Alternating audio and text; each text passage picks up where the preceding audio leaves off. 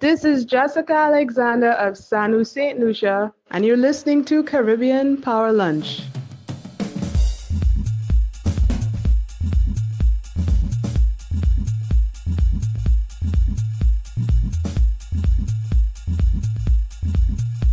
Podcast world. This is Caribbean Power Lunch, where we feature Black-owned businesses. I am your host, Kevin Valley, and today, all the way from Saint Lucia, not from Denry. Nope. No Denry segment today. No. As much as I love a Denry segment. No. We're from Sulphur City, Soufre. Soufre. That's where the volcano. Home of the pitons. Piton. I love the Piton Bear. Yeah, well, that's the inspiration behind the Piton, the Piton Bear. Jessica Alexander, Lifestyle Curator. Sa Nou St Lucia. That's our correct. Saint Lucia. No, Correct. we've been practicing a lot of the French patois. The lingo, yeah. I've learned Lucian a lot. lingo. I learned there's a lot of key and san and all of that. Yeah, So Jessica, you're here for the Carry Festa. I am. I know what capacity are you here? You're exhibiting what you're doing and showing off what you're doing. Yes, so I'm here participating in Carafesta 2019. I'm here under the umbrella of the Saint Lucia delegation by courtesy of the Saint Lucia Industrial and Small Business Association. So it's bad. SLISBA. I'm a director, and so I was afforded the opportunity to come via them and to come and showcase my business, Sa Nou St Lucia. Figured Carafesta is a perfect opportunity to come and network, plenty Caribbean islands, small business people, artisans, performers, so perfect melting pot of everything, the best of the Caribbean that there is. Funny. Okay.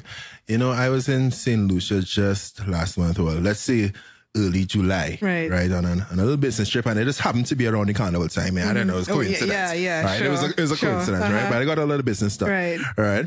And it was my first time in St. Lucia, and when I got there, I'm a person, I'm very big on energy, right? Mm-hmm. The energy of the people. I got there, and from day one, it was just like, I love this place. Nice. The energy of the people, everybody's just so friendly, everybody's calm. It's Yeah, just, man. You just feel welcome. It's like, okay, you're here, okay, well, But I'm of glad to have you here. Of course, for sure. And there was this restaurant and bar that I went probably like 5 times. It's Kibi's. Oh. I love Kibi's. No, I have to shout out Kibi's. I love Kibi's down on Rodney Bay. Kibi's is the plug. But just going back to the warmth and the friendliness of the Saint Lucian people. Yes. It has been a long time since somebody's come to do an interview in the Cabin Studios and they actually bring a gift for me. Oh.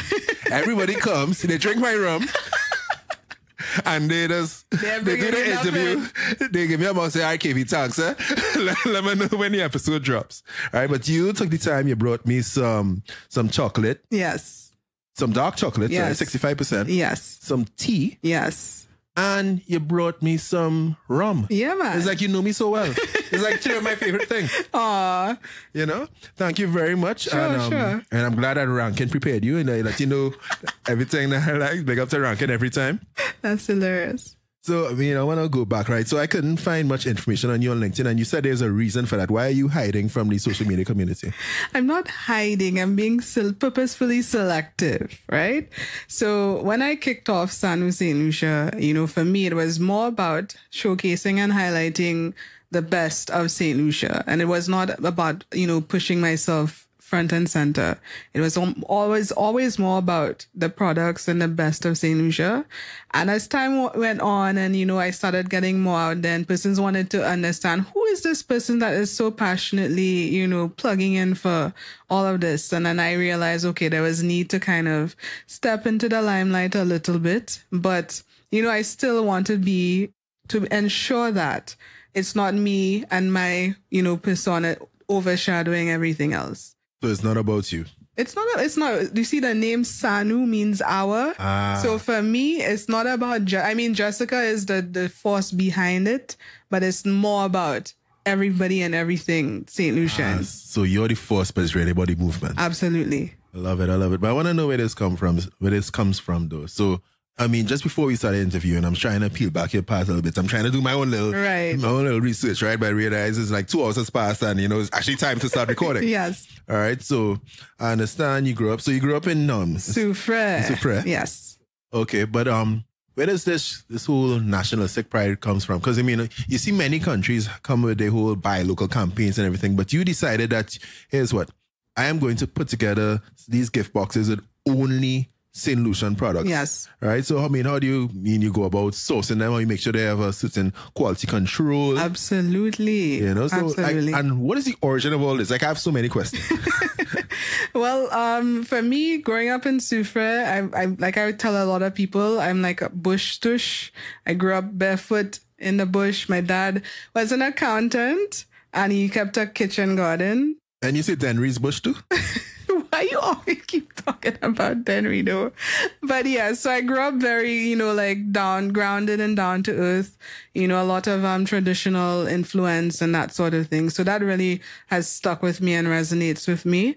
And then as I grew up, and when I especially attended school, from secondary school in the north, I was kind of the only one in my year from down, Soufrière. And over in Saint Lucia, people always giving jokes when you're not from city or from, certain parts. Oh, yeah? So they were very confused that they saw me looking proper in terms of, I could speak properly. My accent didn't sound like a South accent and that sort of thing. But I was very much from Soufrière. So I've been having to plug in and be very proud and defensive of Soufrière and by extension now that's just carried over throughout my life. And I believe Saint Lucia is a place everybody talks about how special it is. And sometimes a lot of us back home, we kind of take it for granted. Like we know, but we're not always hard repping or plugging in. And well, Sa Nou for me, it just evolved from all of that, to the point now that I feel like Saint Lucia definitely, we're known for the pitons. We're known for our Nobel laureates, but we're known for that warmth and that hospitality. And it's just saying now, take it a step further and we can produce. We're ready to, be on a global level in terms of other products and other services and that sort of thing that we have. Okay. And you've been doing this for roughly 7 years now. Yes. Almost 8 years. Yes. Since 2012. Yes. And before you're doing this full time. Yes. You had a job. Yes, I had jobs. Yeah, I understand that you don't keep a job for more than 6 months. Talk to me about that. Why you busted my files?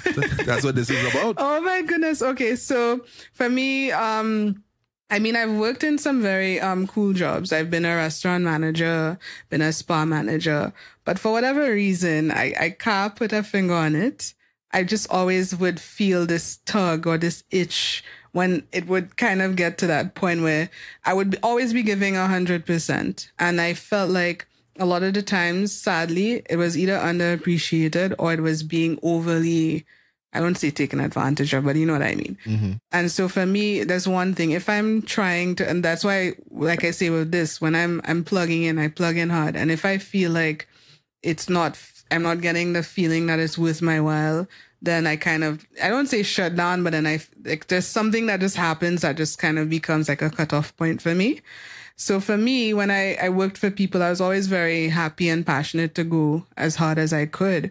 But then if it got to a point where I wasn't feeling like it was resonating for me, it was always the case for me. In less than 6 months? No, 6 months, about average. Okay. Yeah, I think that as people, sometimes we let ourselves stay in things longer. We know we have a gut feeling or something, resonates a certain way for us and we try to ignore it.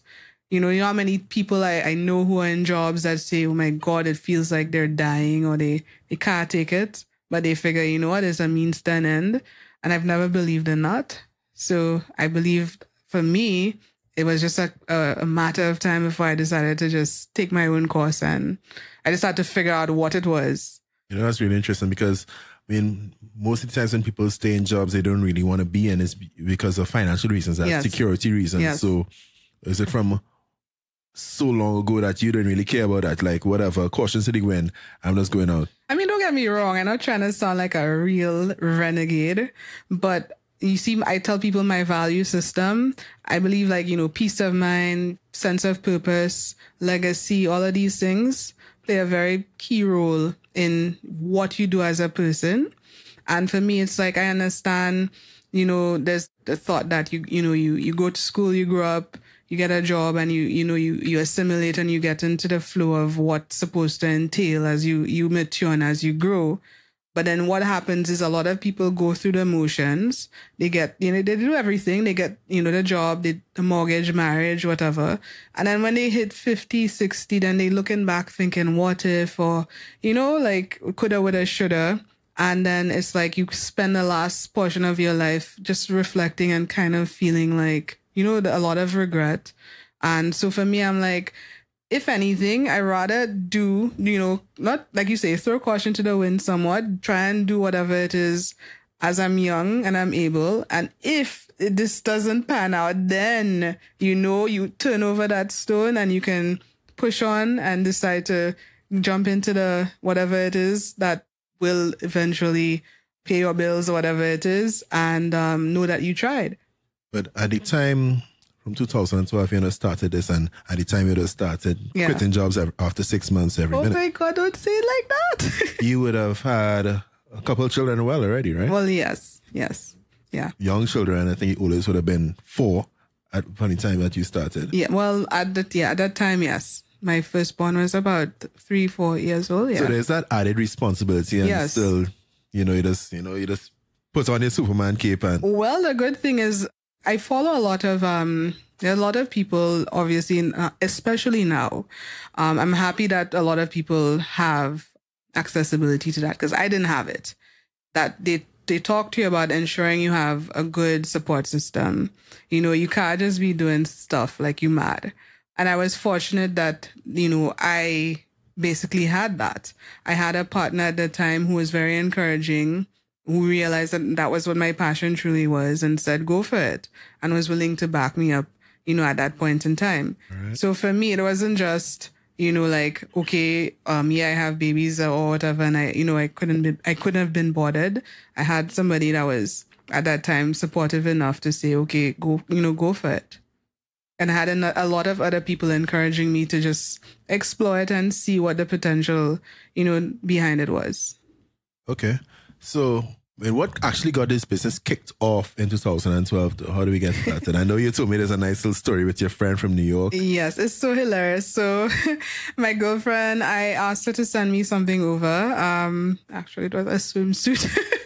All right, nothing wrong with that. I just had my son, and I was like, oh boy, I want to go to the beach, and I want something cute, and so I asked her to send it over if somebody traveling, and when it was time, when they got it to me, and I was telling her I'm gonna send the cash for it over, and she goes, no, don't worry, and I'm like, girl, stop it.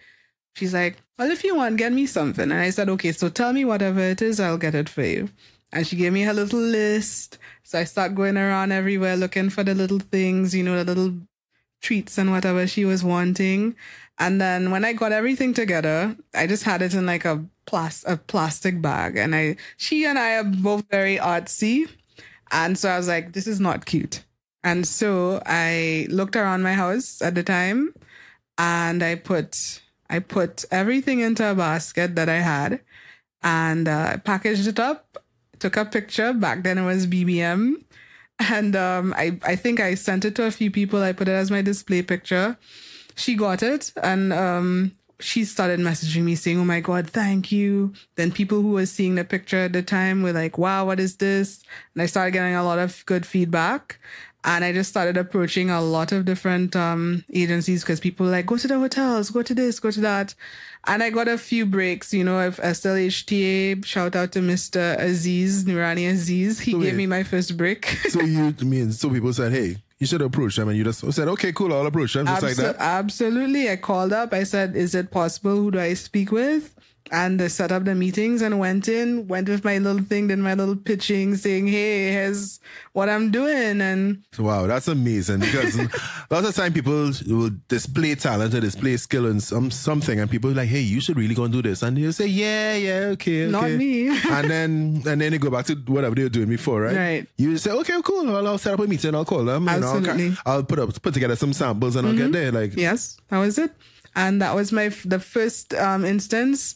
Did that event. They took all of the packages I went to the event with. They used it in their prize giving ceremonies. Cut me a check. I was like, hey, this is, yes. And you got a check. I got a check. That was my first big check. I was like, what? I can get some good cash out of this. I almost spoke patois just now there. Yeah, man. And so that was what birthed it all. Okay, good. So that birthed it. And then, all right, so how long were you doing that before you decide, hey, let me leave this job? It's been 6 months. I swear to God. Because how long were you doing this full time? Oh, you mean the boxes, the packages? Yeah. Okay. So now if we're going to be very, I guess, specific, I kicked off the boxes back in 2017. 2017, 5 years later. Yes. So I need to know what happened during that 5 years. Well, I did register. I was told to register the business. I registered it 3 years after kicking off. So I kicked off in 2012. And then I registered the business name in 2015. And then that was my last job that I quit at the time. And then I started off with a little bit of a setup in one of the major malls. And I stayed there for a little while. And then, of course, as I said, being a family woman, I ended up having my last. And so I closed off that shop. But at that point, I'd already started getting a lot of traction via Instagram and Facebook.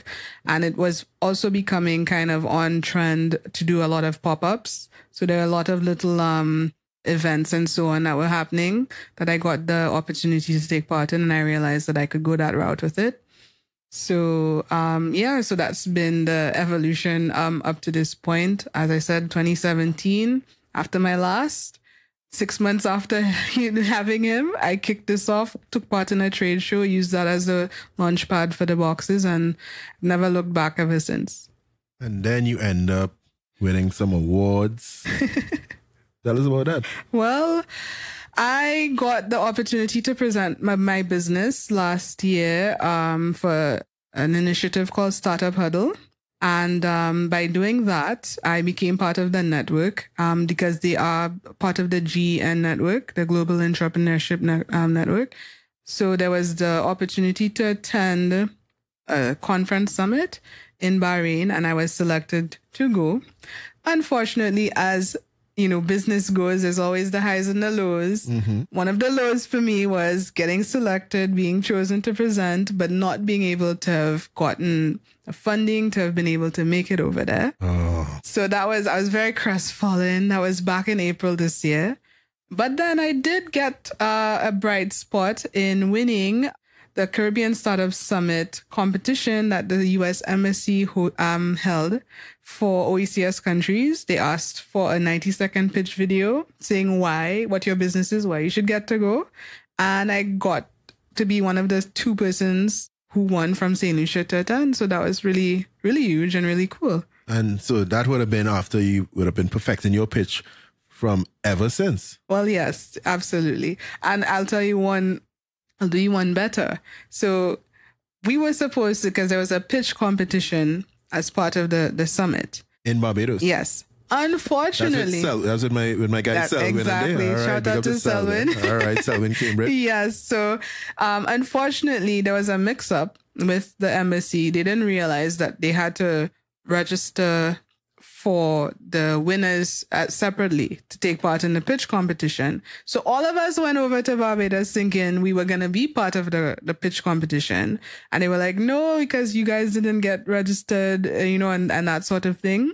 Hold on. So I went there ready because I'm like, yeah, I'm taking this home, and went there with everything. So the day the pitch competition happened, I was supporting because we had one person from Saint Lucia who had done it independently. So he got to do it. of course, for everybody, backing him up and cheering. The next day, we had early morning, like Q&A.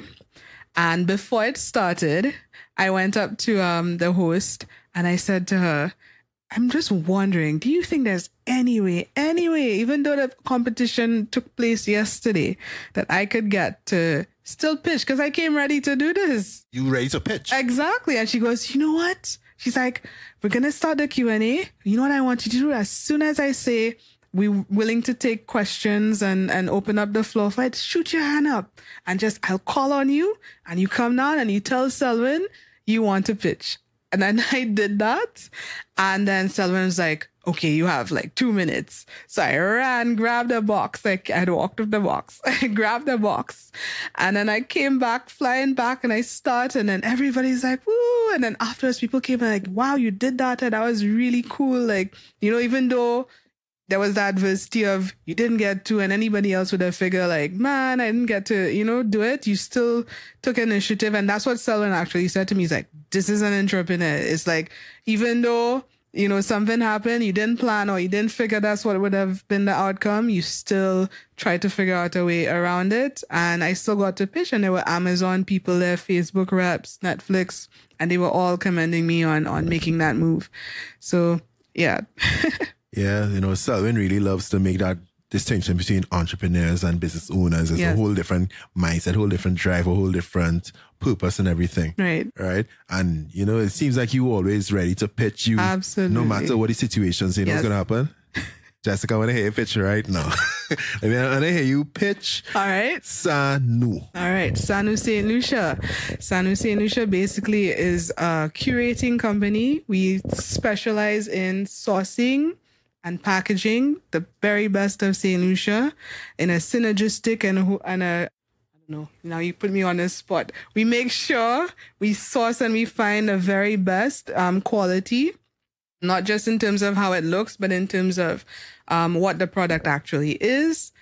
I actually work along with a lot of the companies that I use the products, and I give them a lot of feedback. So I actually help with the product testing, the packaging, and that, all of that sort of stuff. And I'm basically trying to just give persons the accessibility to some of the best things that I feel Saint Lucia has to offer that a lot of the time, sadly, people just don't have accessibility to. I was reading something congratulations on the pitch. Excellent. 10 out of 10. What's my prize? You get an interview on Caribbean Power Lunch.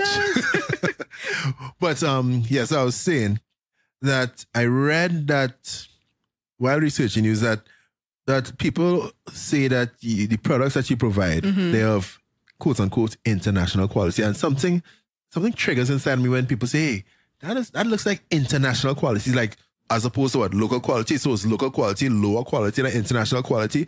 So, I mean, like, how do you manage like quality assurance for when you're selecting all these local providers? Like, do you do quality testing and everything? Or is it that I get a box and say, hey, Jessica, this is nonsense. What's this soap you give me here? I have a rash. Wow. So I'll tell you though, honestly, everything that I end up putting into my boxes, I make sure I test them first. And I have my threshold in terms of quality. To answer that question, the sad reality is that, when you grow up, especially on a small island, what passes in terms of people figure they mix up something and they give it to you, even though the potency or the efficacy is there, they don't fine tune what it comes in or whatever is the case. And a lot of people grow up being used to that. And so, especially when you grow up on an island where you don't have a lot of exposure, not now, but, a lot of persons back, in the past. But what about like just taking pride in your work, taking pride in your craftsmanship? It's also about scarcity, because you see, like Trinidad, pit that against Saint Lucia, your packaging industry and that sort of thing, you guys are light years ahead from us. Back home, whatever you get is what you have to take. Now, some people have a little bit more in their skill set in terms of, how to put something together and make it look good. But most people just thinking of, I have something, I want to give it to you in a vessel that I can sell it to you at, and they don't think about all the other the elements and the other aspects. And so that's where I guess there's a gap. And I don't want to say it's not about blame or whatever, but it's recognizing like some people, their forte, they can make whatever it is, but they might be lacking in their ability to fine tune what the product looks like and the marketability of it. So that's where I came in a lot of instances. I would find something. Sometimes I would see it in its raw state. I would try it out. I would say, you know what, this is good, but guess what? In your packaging, maybe try this, maybe try that. And for a key example would be this company, the tea company. What's the name of the tea company? It's called the Enchanted Kettle. Mm-hmm. And I met them basically when they were starting off. And what happened was they were hand making their boxes. Now, the design of the box in itself was, cute, but the material that they used to make the box, if there was any moisture, it would totally ruin, the look of the box. And so what I did was again, with all my networking and all of that over the years, I had a friend who has a custom packaging business. And so I set up that meeting and they were able to get the boxes now made of a better quality cardstock, and the finish is a little bit of a kind of a semi-gloss. So, that definitely bumped up how well their packaging is, because the packaging was a very key seller for them. People liked that it was an odd shaped box. They liked the artwork of the design and all of that. But it was just, you could tell that, the material itself that the boxes were made from was not the best quality. So that was an example of that. And even for, take it a step further, like this other company, No Talks Girls, shout out to Agnes.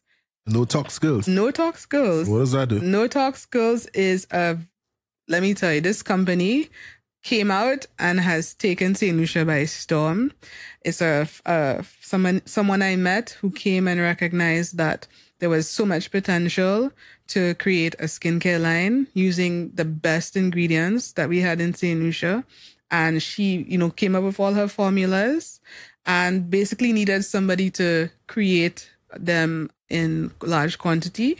And so that gave way to setting up where she now works along with the company that actually does the production. And so that was another key business that I was able to have a little bit of a hand in terms of helping, because I recognized what she was wanting to do, and I knew the company that would be best able to execute on that. So that was where I became a little bit of an intermediary. So even as you're saying, in terms of quality and so on, especially in the case with No Talks, she was coming from the US. So I kind of already knew what, I guess, her expectations or what she was wanting to execute on. So she had international expectations? Well, if you want to call it that. But like I explained to you, it is what it is. We have to call a spade a spade. Right. So that was one of the, I feel like for me, that was a very a key one for me in terms, but a number of other ones, even the chocolatey reference. Mm-hmm. The young lady, I've known her when we both are from the same place. And when she came, yeah, she's from Soufrière, but she lives in Canaries. And when I saw her at the same trade show that I launched the boxes, I said to her, I didn't know you make chocolate. She goes, yes. And then I've just been like plugging in and trying it out and talking to her and encouraging her, because there's so much that people see, the final product, but they don't know the struggle. There's so much behind all of these businesses that I, over the years, I've just kind of been privy to knowing, because I try to make sure I know what it is that's behind each product. And so even with her, as I've came here, I brought some samples and people have been giving me such rave reviews, and I tell her, what the people are saying and the feedback, and she feels good. And those little things give the other business people that I associate with such a boost, because sometimes we're doing what we're doing. We might feel confident, but I always tell people sometimes it's not even, I'm not saying, of course, money is important, but it's really kind of seeing your customer's reaction. You have no idea how many times I give people a box and people just like, and I'm just sitting there like, okay, like it feels good, but I'm like, you really don't feel like... So they get really excited. They go crazy. Insanely inside. Like, people in England, people telling me, my aunts and them can't. There was a lady just recently ordered a box. I dropped the box. She opens it. She goes, I feel I want to keep the box. I'm like, but you say it's for whoever. She's like, no, I want to keep the box. I'm like, wow. Yeah. So for me, what I keep in mind is, if it were me and I was getting this, what would I want to get? What would my reaction, what would I want to feel? So it's invoking that and ensuring that it's not just visually invoking, but it's whatever is in there when you do take it and you do use it, which I'm sure, like when you try the chocolate and the tea, you'll probably be like, boy, this is, some good stuff. Yeah, it's interesting to kind of decipher what it is that really gets people excited when they get the box. Because, it's a box where you got some facial products, you got some coconut milk lotion, you got 2 soaps, and these soaps is like the size of hotel soap in a way. Yes. You got the tea. Yes. But I think, what really gets people excited is that, this is like, it's artisan stuff. It's indigenous to Saint Lucia. It's like you brought some of your country here for me. Mm-hmm. And that's why I got excited when he brought the chairman. She served rum for me. I got really excited. You saw how excited I got. Absolutely, totally. Yeah. So wait a minute, what would I see this box is a lot of stuff for women, got the facial products and all that. Like if a man was to get a box, right? What would he get other than the chairman's rum? So the male box, actually this company, she makes a masculine soap. It's called I forget the name of the soap. Misdemeanor. And it's a charcoal-based soap. Yeah, and that one is a very popular one. Back home, men like to feel like they paving and they don't want sweet smell and stuff, like not fruity or floral. So this one has it has sandalwood. It has some good tones we love in there. Sandalwood, Yeah, and then to go with that, we have back home a loofah that grows locally that people say is so scarce, and when they see it, grows? Yeah, it grows on a vine. It looks like a cucumber. You could put on your body and scrub yourself? The loofah. Wow. It grows. It looks like a cucumber. You take that, you dry that. Back home we call it tonchon. Tonchon. And then and men, it seems to be, it's popular for both male and females, but men more especially feel like, they don't want a poofy loofah like what women have, and you want a tonchon. So now a male box, sometimes women want something like coffee, even the tea I brought you, that's very popular with guys. What's so masculine about that tea that you brought for me? What's so masculine about it? Then it's all about the nuances. It's about bringing you down memory lane. Like guys, remember Granny make them some longette tea? That's what I brought you. That's why you gave me that story before you gave me tea. I was like, what she said me? What's a grandma? Longette tea is like citrus leaf tea. Everybody grew up. If you real Lucian and you have a granny or auntie or somebody, that they give you some longette tea, and a lot of people as they grow older, they kind of lose, all these... Longette? Longette. Oh, I love a French way. So what is in the longette? It's a citrus leaf, so it's like, whether it's your sour orange or, you go and pick a few leaves, wash it and steep it. So, and it has some really good flavors. It has good benefits in it as well. Once Granny give it to you, it's good stuff. Okay. Yeah. So a male box would have any of that. What I've not made reference to is these bracelets. I ended up started making them just for myself. The seeds that they're made from, it's something also, it's a nostalgic thing. A lot of people call them bush beads. In English, they're called Job stairs. And everybody that sees this, oh my God, I remember as a child going and playing in the bush and picking these, and you would not believe. Even here in Trinidad, a lady come, oh my God, these jumpy bees. I'm like, that's what you're calling. I like that quick Trini accent there. I love that. I try. The lady come, oh my God, this is jumpy bee. I'm like, that's what y'all call them? She goes, yeah, you know how long I see. I'm like, boy, everybody has the same story saying. So I started making them, and then taking it a step further, got popular. I personalized them with, being able to put a charm on it. So, and then men started asking about it. Y'all have thicker wrists and so on. Yeah, we only bigger beads. Yes. Strong. So I had to get innovative. I had to get innovative, and I actually created a male version to it. And that was sparked off by two male creative friends of mine. One's an artist and one is a jewelry maker. He's actually the one who did this crystal necklace for me from Soufre. Shout out to Shanae. Soufre have talent, but... Oh my goodness. So you don't know Soufre is the bread basket of Saint Lucia? What Who does waving the Soufre flag high, boy? Well, no, we don't have a flag. We're not a republic. Next time I'm going to interview somebody from the Denry. Denry segment. I don't know what Denry doing, boy. Yeah, I love Denry. But yeah, so I do the bracelets. So in a mailbox, you'd probably get a male version of that. That's been pretty popular. Even taking it a step further, I have guys saying, you have nothing black, you have nothing black. So I have to go now in the beads and dig in and look for the dark ones. So you're big hit in Saint Lucia now?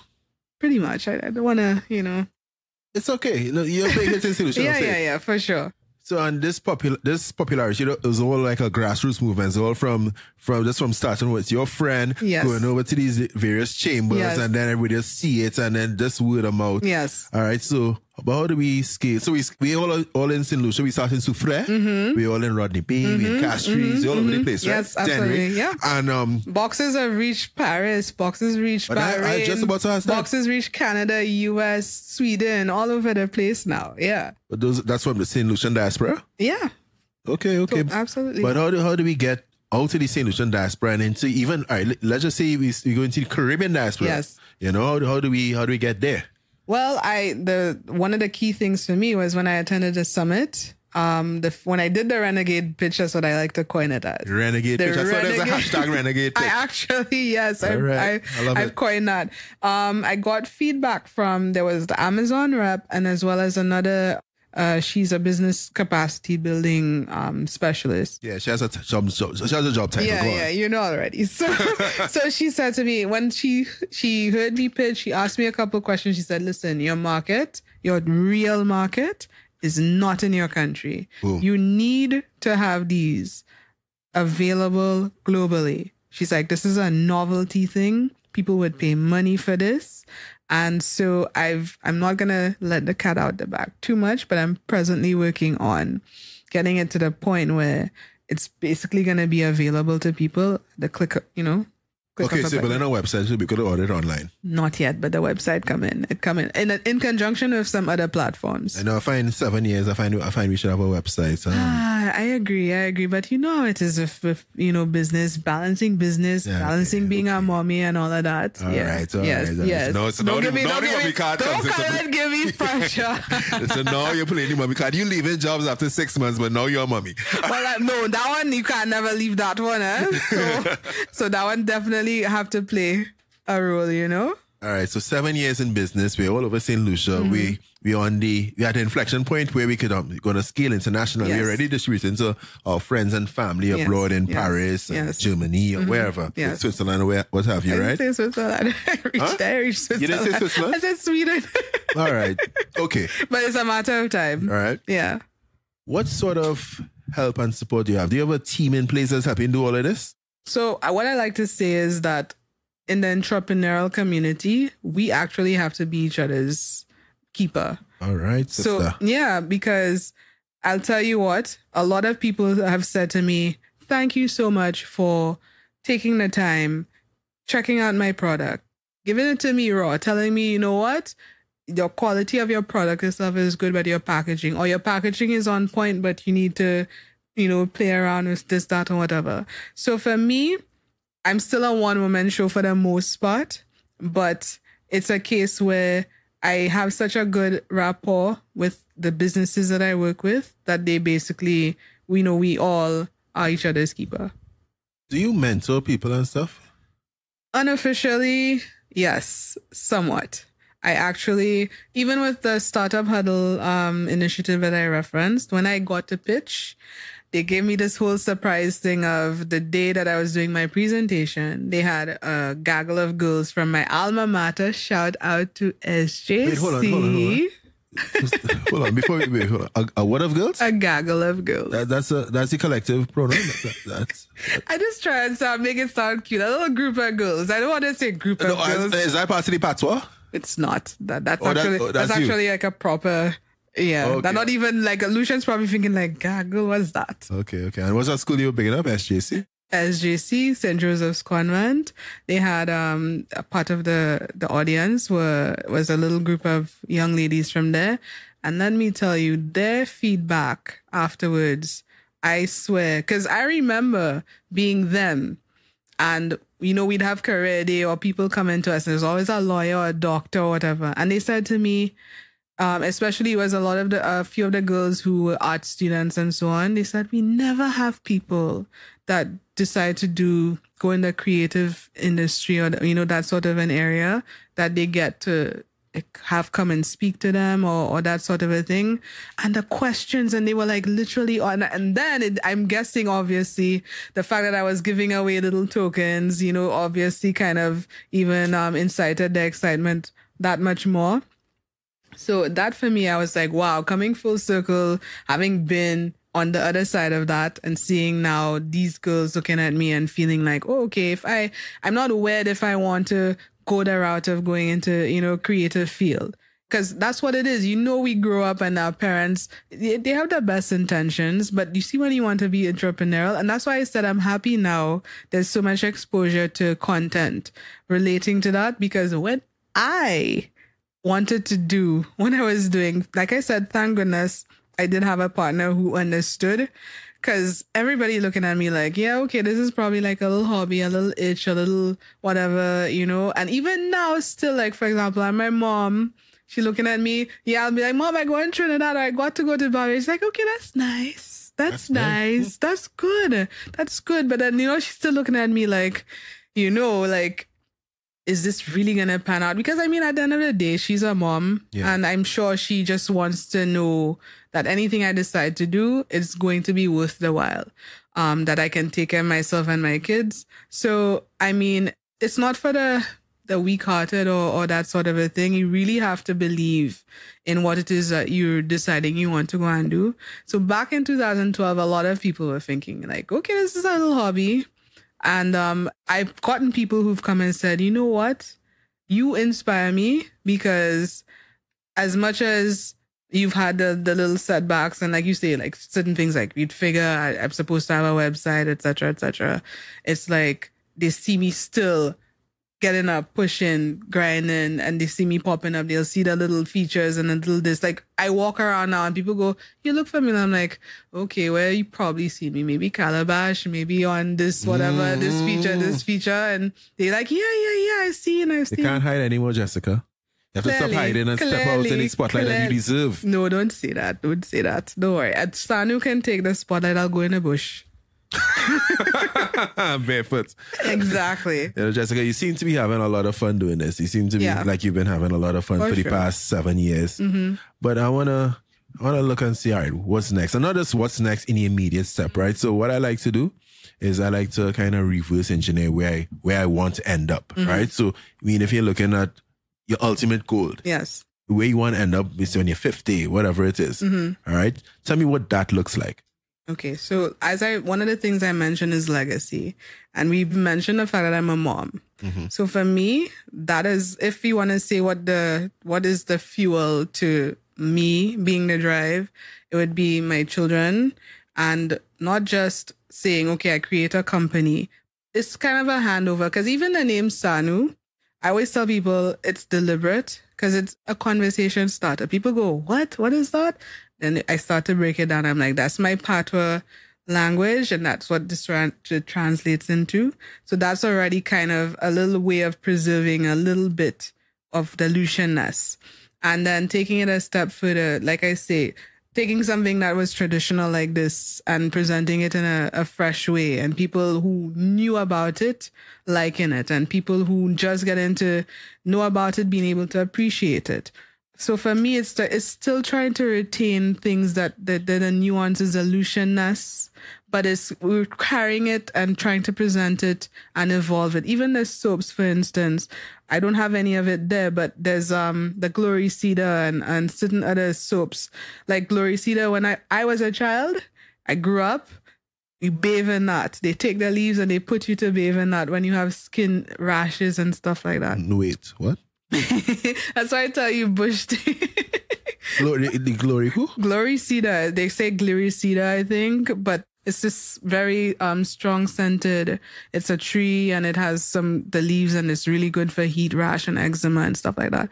So they make soaps and stuff like that, right? And the tea. So it's like you taking all these good things and you figuring how to package it, and you still getting the same, nuances in there. So for me, it's the children.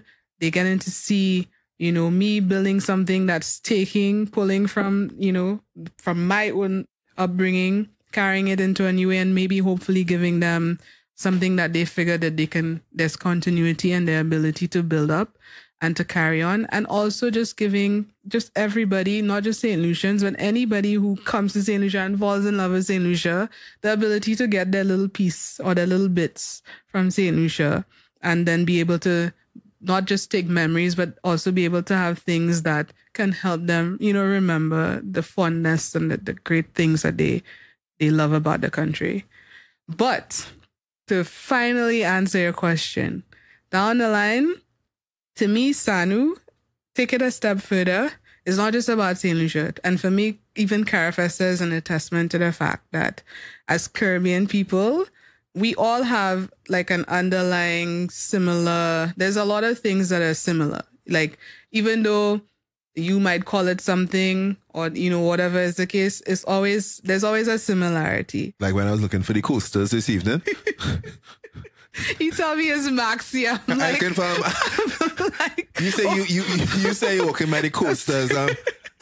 I'm like, what? Coasters? That's not where you put your glass on when you... Oh my goodness. So yes, I tell you coasters because home, them big things, they calling it coasters. But yeah. And then you say Maxi. I'm like, if you say Maxi, I might have thought it's like a little bus, like I don't know what y'all calling it, but... A bus? You can say a bus. I don't know, but... Yeah, we know what a bus is. I don't know. But anyway, yes.